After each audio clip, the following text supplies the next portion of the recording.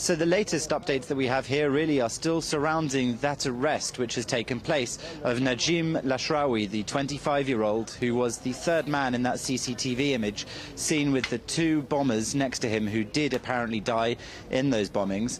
What's notable also from those images is that it's now thought that they were not suicide bombers wearing vests but actually using bag bombs. So maybe the bomb was actually in the cases they were pushing on the trolleys, and we saw those gloved hands in the pictures which could have been hiding their detonators.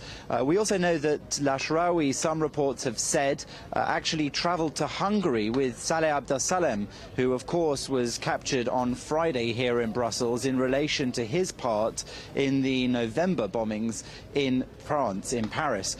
So there's this network of jihadis in Brussels who are closely connected, and as they close the net on these people, they're hoping that they're going to be actually figuring out how they work, figuring out where else the network extends, and hopefully stopping any future attacks of that sort.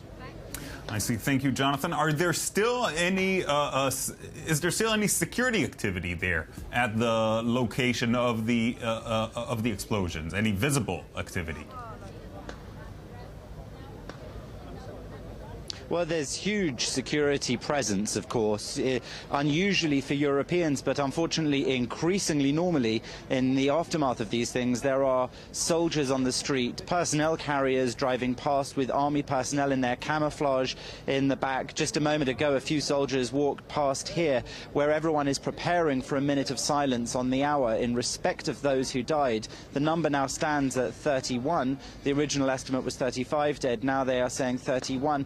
And hundreds who have been injured in those attacks. So security is still tight, because while there are these networks around, and even though there has been this particular arrest, there is still the knowledge that there are further jihadis out there, further people, whether Belgian-born or whether coming from the Middle East and living here, who could be planning to perpetrate similar attacks in the future. And security is still high. The tension is still in the air.